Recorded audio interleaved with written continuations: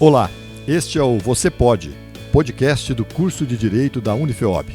Eu sou o João Fernando Palomo e por aqui nós estamos tentando mostrar para todos o lado B dos professores do curso de Direito, do pessoal que faz o curso de Direito. Pode ser que seja o lado A também, isso a gente vai saber na entrevista de cada um.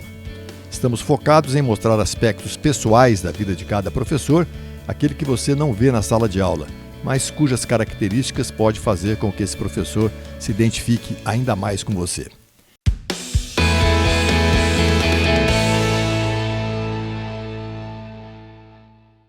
O nosso convidado de hoje é o professor Diogo Henrique Viana.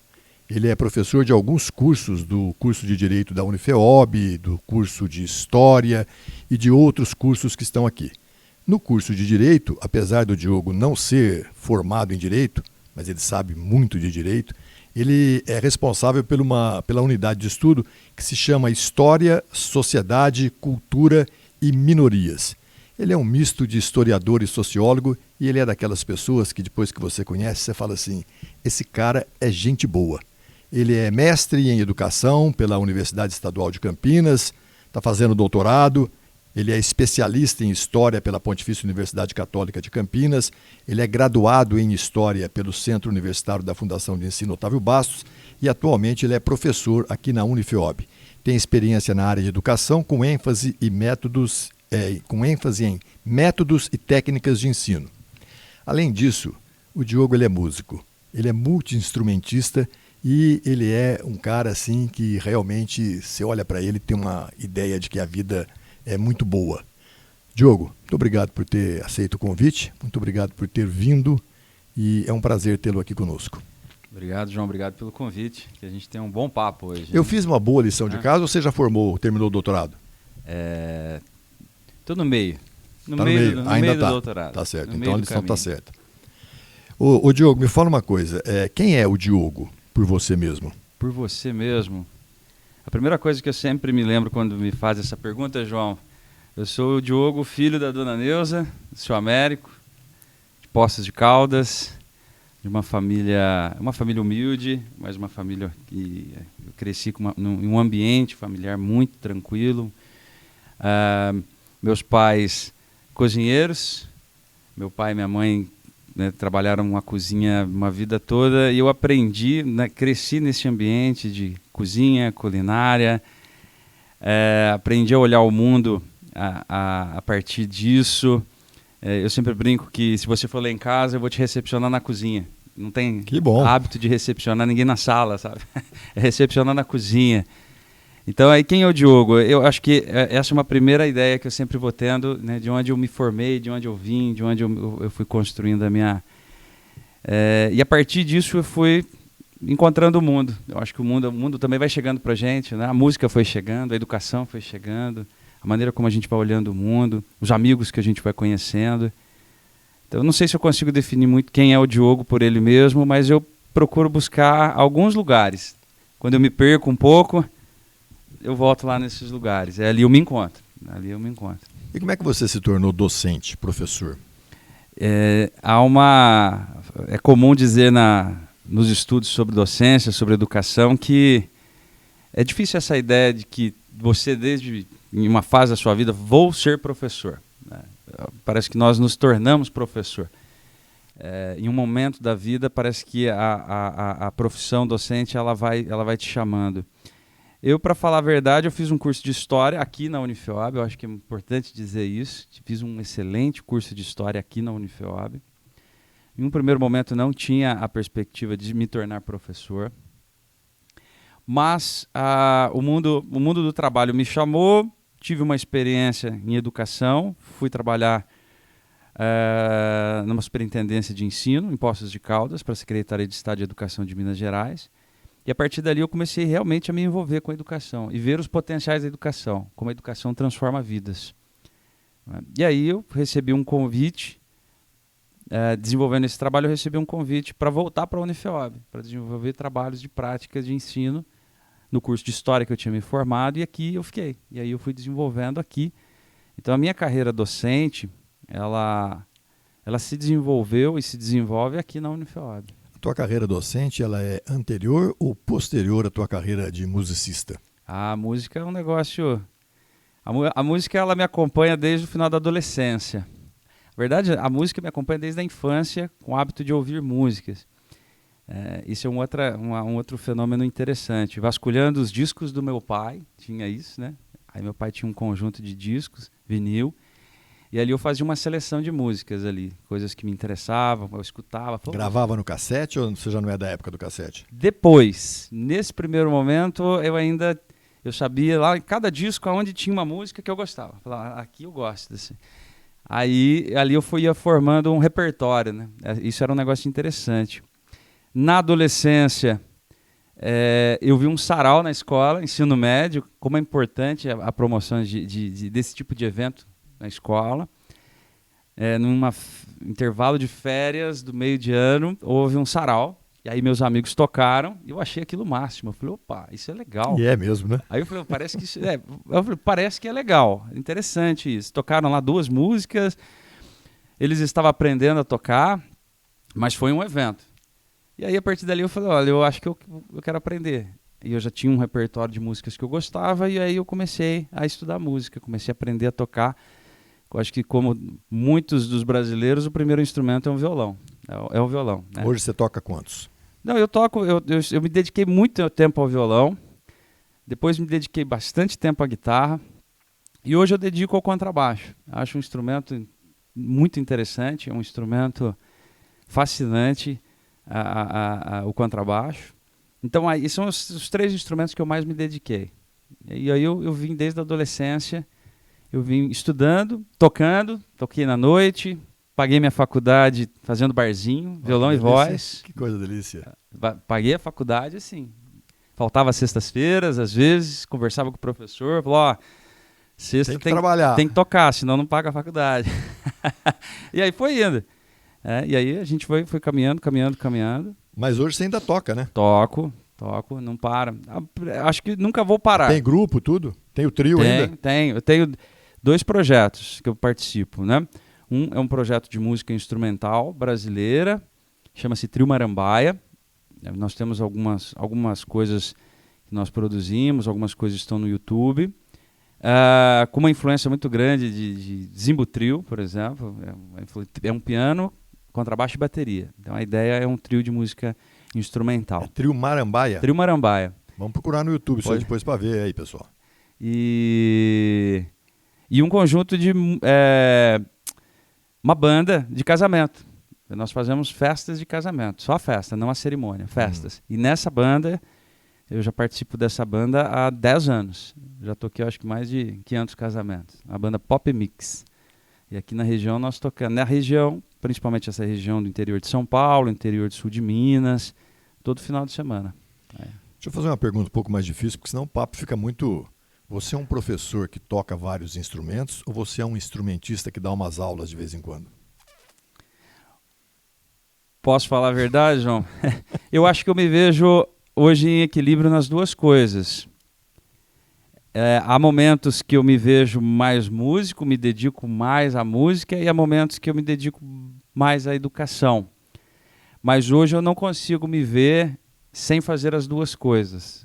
De verdade. Eu gosto da música e gosto de ser professor. De verdade, eu me vejo com as 2 coisas em equilíbrio. Há momentos de desequilíbrio, mas, no geral, eu me vejo um professor Diogo, um músico Diogo. Você toca um instrumento todo dia, na tua casa, na hora todo que você está sem nada para fazer? Enquanto tem gente que vai assistir televisão, você pega um... Todo dia. Esse é o... Tem um violão, eu tenho... Aí tem instrumento espalhado pela casa, né? Aí tem um violão na sala, tem um violão no escritório, tem uma guitarra no outro escritório, tem um contrabaixo ali. Aí é onde, é igual você disse, aqueles 5, 10 minutos ali que alguém vai sentar na TV, eu sento e brinco com o instrumento ali.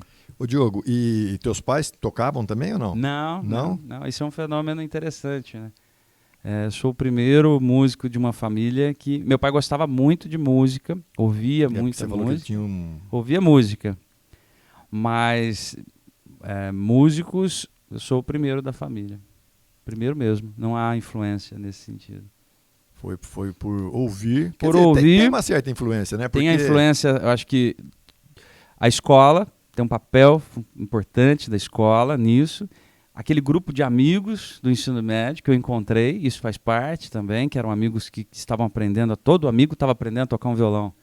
Todo amigo estava aprendendo a tocar alguma música. Aí nós tínhamos aquelas revistinhas de cifra, acho que o pessoal aqui não vai lembrar o que é isso. Eu lembro. Mas a gente comprava uma revistinha, aí tinha um repertório do mês, né? Porque todo mundo aprendia a tocar as mesmas músicas, né? É. Aí a gente compartilhava aquilo, tocava certo, tocava errado, ia aprendendo.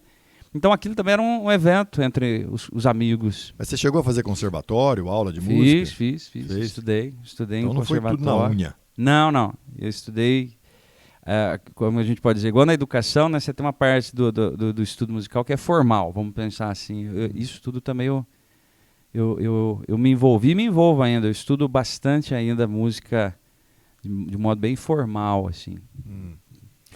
E tem aqueles dias que, por exemplo, tem um lugar para tocar. E você fala, putz, hoje se pudesse eu ficava em casa. Ah, sim. Aí tem como qualquer profissão. Como qualquer profissão. Né? Como qualquer profissão.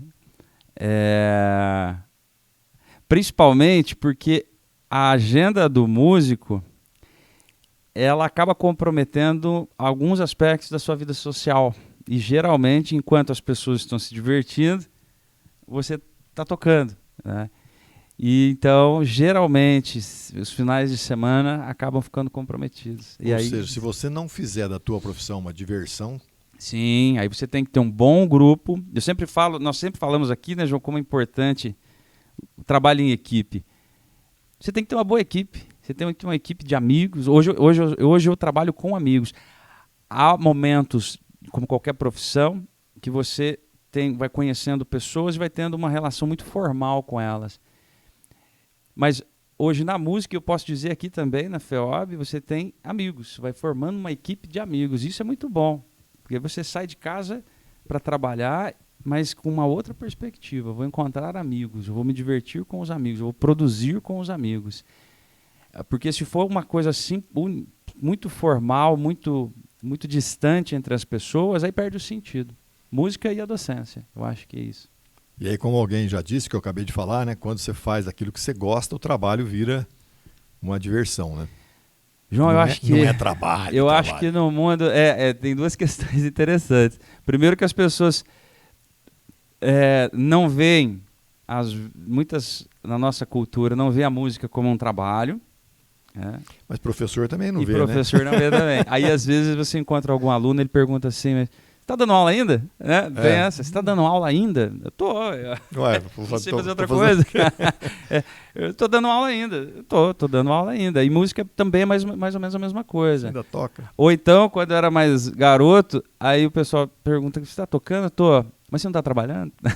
E professor também, né? O senhor só dá aula ou trabalha trabalha também? É verdade. Você só dá aula.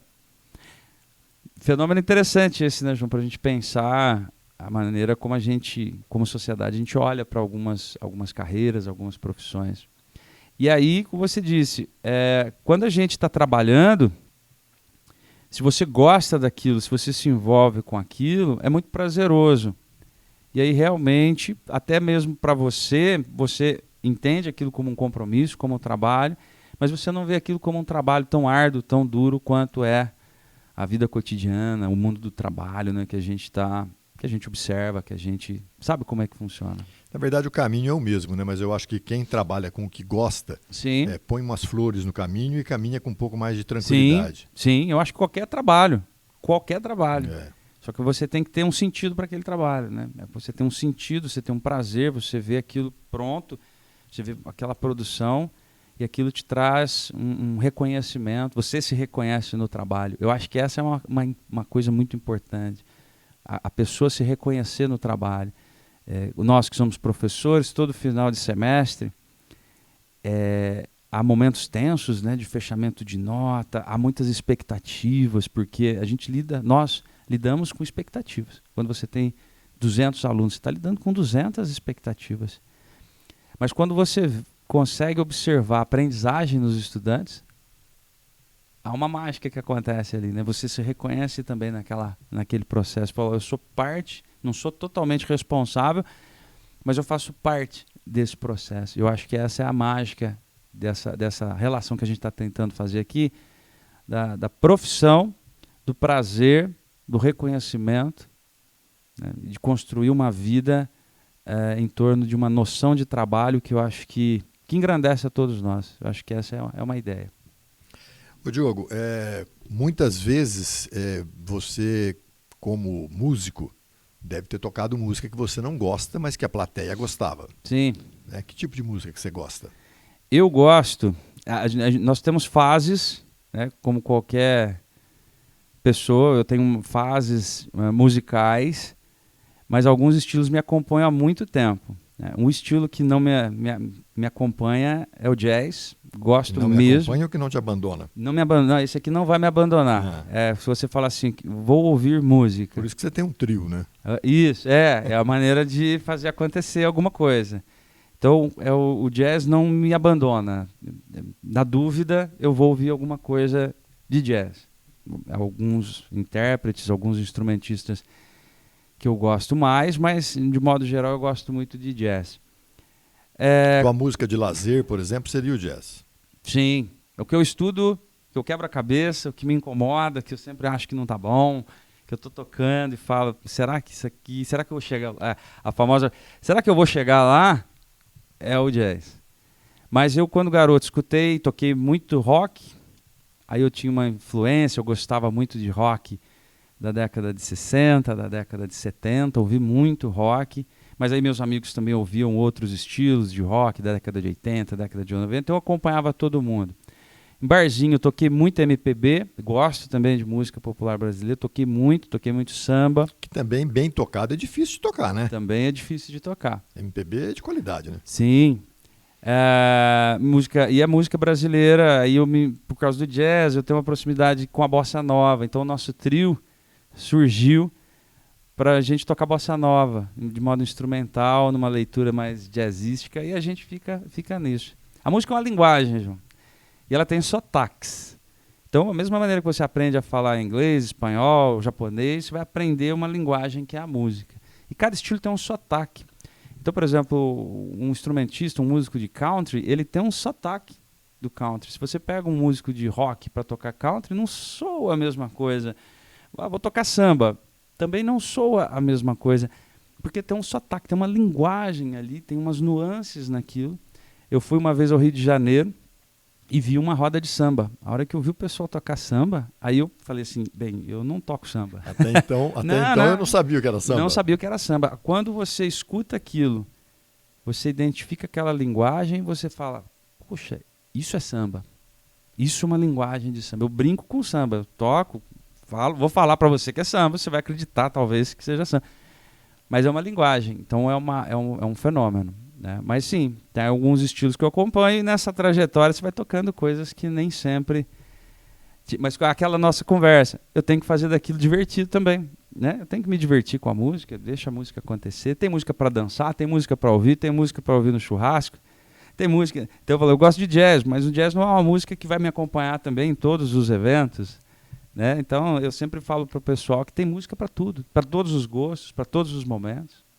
Ô Diogo, mas essa questão do sotaque que você está falando, hoje ela pode estar mais encurtada com o fenômeno da internet, né? Porque hoje você consegue ver de forma mais fácil, por exemplo, você falou, eu fui até o Rio de Janeiro, mas talvez hoje nos streamings e tal, você consegue ver uma boa roda de samba, você consegue ver um bom músico de jazz, ou não? Ou João, tem que ser ao vivo? Eu acho que essa é uma das grandes maravilhas da internet. Quando eu era garoto, eu tinha alguns discos do meu pai, alguns. Então, meu repertório era restrito àqueles discos. Para eu conseguir ouvir, por exemplo, um chorinho, era muito difícil você ter acesso àquelas músicas, aquele disco, aquele repertório. Era muito difícil. Só você encontrasse alguém que tivesse aquele repertório, aquele disco, aquela fita e tal. Com a internet, a gente tem um mundo ali. É só saber pesquisar. A gente também tem que sair um pouco do algoritmo, a gente tem que sair um pouco da inteligência artificial, que ela vem nos oferecendo sempre aquilo que é o produto do momento, é o produto, mas está tudo ali. Nos Estados Unidos, hoje tem um movimento de retomada do jazz, que a garotada voltou a aprender a estudar jazz, exatamente por causa disso, porque eu tenho acesso a um repertório que não tinha. No Rio de Janeiro tem um movimento de retomada do choro. Garotos que estão tocando choro. Por quê? Porque agora eu tenho acesso a um repertório que até alguns anos estava escondido.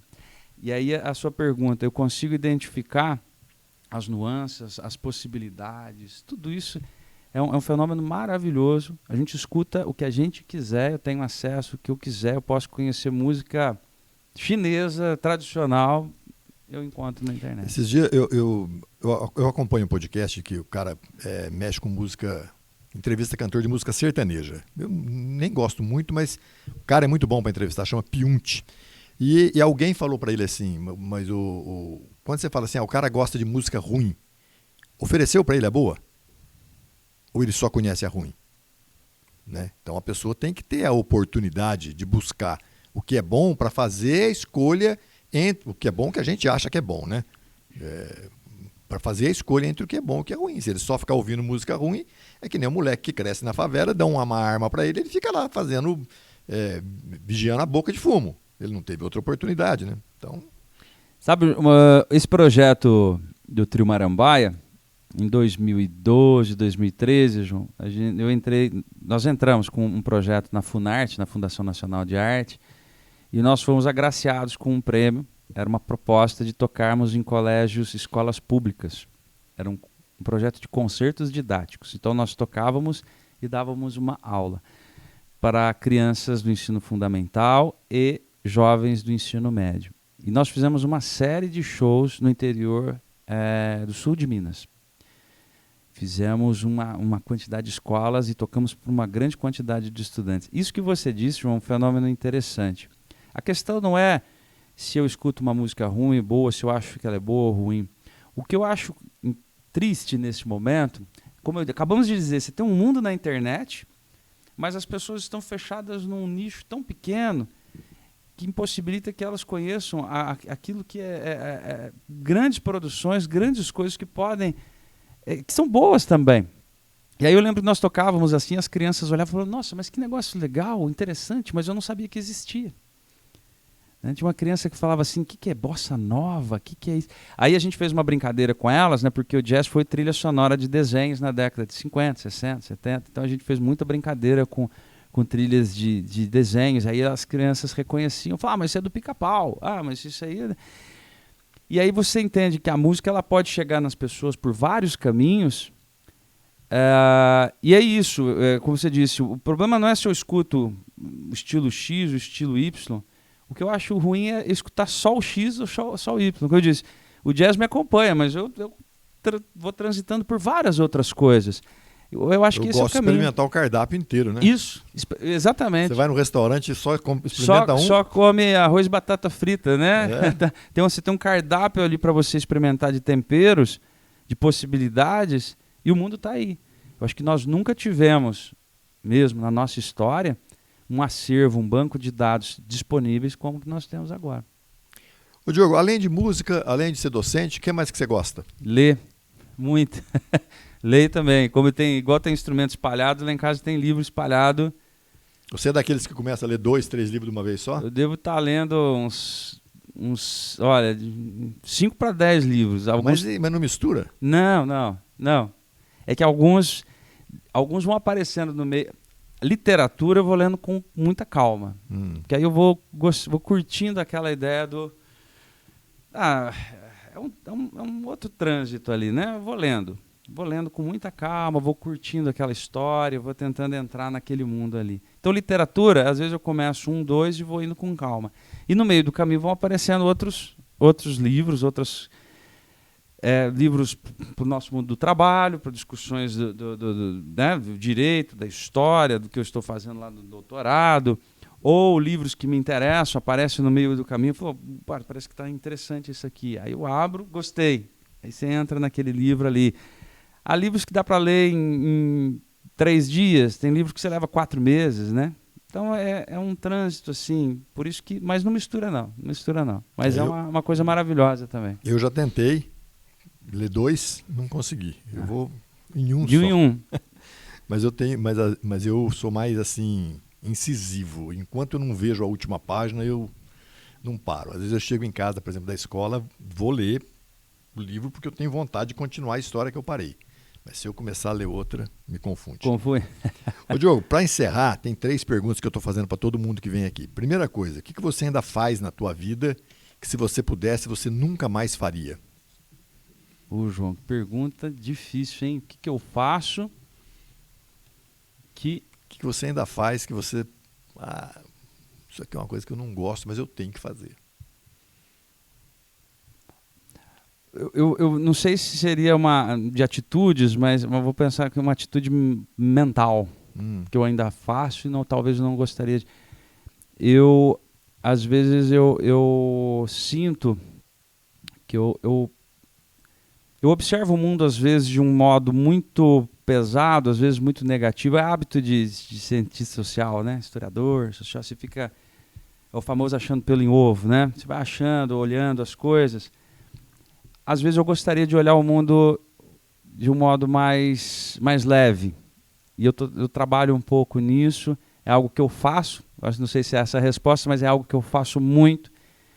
E eu gostaria de...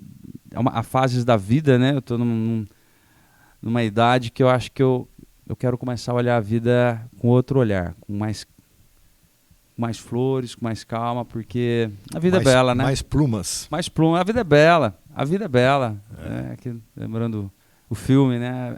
No meio de tudo que a gente vai observando, mas a vida é algo maravilhoso. O que estraga seu dia, Diogo? O que estraga meu dia, para quem me conhece, eu acho que até os estudantes também já me conhecem. Eu sou muito sistemático, João. Eu crio um sistema, então eu sistematizo o meu dia. Meu dia está sistematizado, hoje eu vou acordar, eu vou fazer isso. Tudo aquilo que me tirar do programa, mas estraga de estragar o dia. Se aparecer alguma coisa no meio do caminho que eu tenho que... É uma questão de adaptabilidade, é uma questão a se trabalhar, mas isso me traz um sofrimento danado. Aí isso estraga meu dia. E se fosse possível, o país tem muitos problemas, a sociedade tem muitos problemas. Qual que é o start que você daria, que você entende que é a primeira coisa que tem que ser resolvida na sociedade? Para mim, João, a primeira coisa que nós precisamos resolver, ainda dentro da nossa discussão aqui, da nossa área de atuação, mas eu acredito na educação, João. Eu acho que a gente precisa pensar se há um caminho. E a história mostra isso. Ao longo do século XX, os países que investiram em educação tiveram um resultado. A longo prazo, isso não se resolve, talvez, em uma geração. Eu acho que a sociedade brasileira precisa pensar um projeto de nação. Eu acho que hoje nós não falamos muito de um projeto de nação para um futuro. Um projeto de educação para o futuro, talvez 10, 20, 30 anos, eu não sei, mas é o start. Pensar em educação. E eu acho que nós estamos falando um pouco das crianças. Nós esquecemos um pouco das crianças como projeto de nação.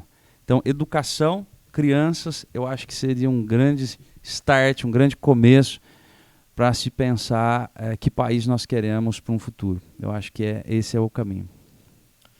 Diogo, para mim foi muito bom. Eu já tinha uma grande admiração por você, apesar da gente não ter uma relação íntima, mas essa admiração só cresceu. O Caetano Veloso ele fala na música tigresa como é bom poder tocar um instrumento.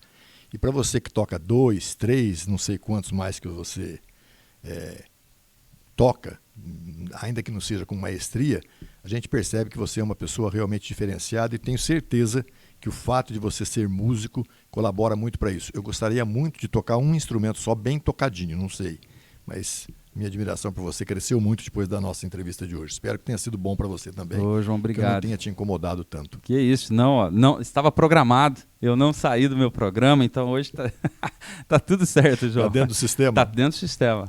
Tá ok, Tá, muito João? obrigado. Obrigado, João. Obrigado.